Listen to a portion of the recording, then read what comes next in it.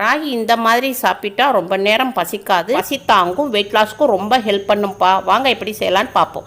Butter beans எடுத்திருக்கேன். இதோடைய பீன்ஸோடைய அளவு ஒரு 50 கிராம்.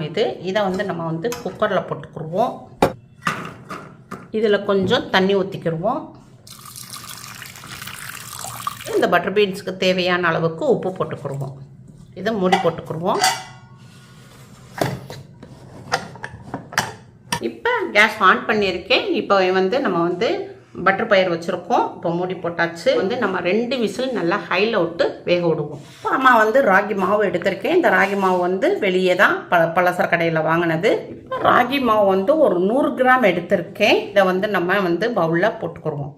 இதில் 1 கப்பு தண்ணி ஊற்றி நல்லா கரைச்சிக்கிடுவோம். இப்போ நம்ம ராகி மாவை நல்லா கரைச்சிக்கிடுவோம், கட்டி இல்லாமல்.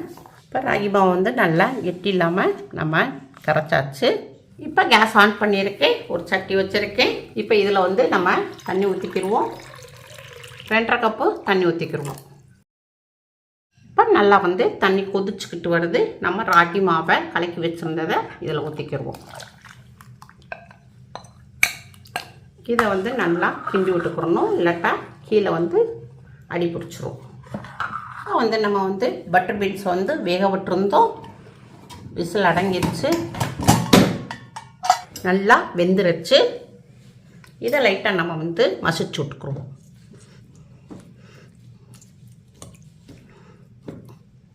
இப்போ நம்ம கேப்பை நல்லா கொதிச்சு வெந்துக்கிட்டு இருக்கு. நல்லா கலரும் நல்லா மாறிடுச்சு.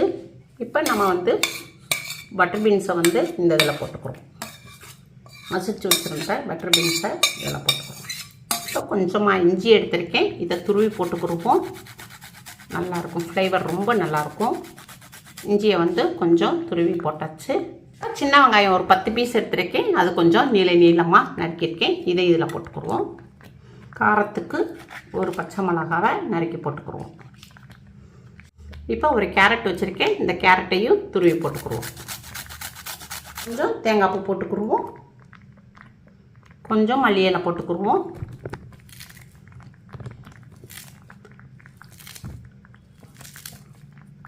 தேவையான அளவுக்கு பிங்க் சால்ட் போட்டுக்கிடுவோம்.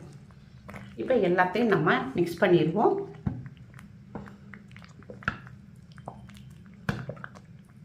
அவ்வளோதான்ப்பா, ஹை ப்ரோட்டீன் கேப்பை குழு ரெடி ஆயிடுச்சு. இந்த மாதிரி சாப்பிட்டோம்னா ரொம்ப ரொம்ப நல்லா ஹெல்த்தியாகவும் இருக்கும். அன்றைக்கி ரொம்ப எனர்ஜியாகவும் இருப்போம். அன்றைக்கி நாள் ஃபுல்லாக எனர்ஜியாகவும் இருப்போம். இதை பவுலில் மாற்றிக்கிடுவோம்.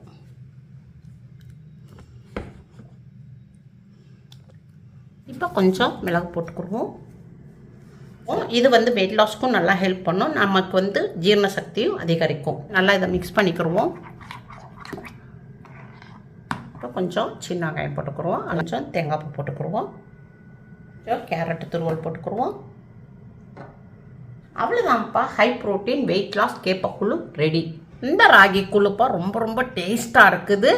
இது நம்ம பிரேக்ஃபாஸ்ட்டுக்கு எடுத்துக்கலாம். வெயிட் லாஸில் இருக்கிறவங்க, டயட்டில் இருக்கிறவங்க, சுகர் பேஷண்ட், இந்த மாதிரி நம்ம ராகி கூழ் எடுத்துக்கிட்டோம்னா நல்ல நம்மளுக்கு அன்னைக்கு எனர்ஜி நல்லா இருக்கும், நல்லா ஹெல்த்தியாக இருப்போம். ராகிலப்பா அதிகமான கால்சியம் இருக்குது, வைட்டமின் டி இருக்குது. அதனால ராகியை நம்ம அடிக்கடி எடுத்துக்கிட்டோம்னா நம்ம எலும்புக்கு நல்ல ஸ்ட்ரென்த்துக்கு கொடுக்கக்கூடியது இந்த ராகி. மூட்டு வலி, இடுப்பு வலி, இதுக்கெல்லாம் நல்ல ராகி சிறந்தது. இந்த மாதிரி நம்ம சின்ன பிள்ளைகளுக்கெல்லாம் நம்ம கொடுத்தோம்னா ஊழச்சதைகள் இல்லாமல் நல்ல மசில்ஸ் ஃபுல்லாக நல்லா டைட் ஆகும். இந்த மாதிரி நம்ம ராகியை எடுத்துக்கிட்டோம்னா நம்ம வயிற்றுல உள்ள கெட்ட கொழுப்பு, கெட்ட நீரையும் பூரத்தையும் நல்லா கரைக்கக்கூடியது. இது எல்லாருமே சாப்பிடலாம்ப்பா. டயட்ல இருக்கிறவங்க, வெயிட் லாஸ்ல இருக்கிறவங்க, சுகர் பேஷண்ட், சின்னவங்கள இருந்து பெரியவங்க எல்லாருமே சாப்பிடலாம்ப்பா. இது உங்க வீட்டில் செஞ்சு பாருங்க. அம்மாக்கு லைக் பண்ணுங்க, ஷேர் பண்ணுங்க, சப்ஸ்கிரைப் பண்ணுங்க.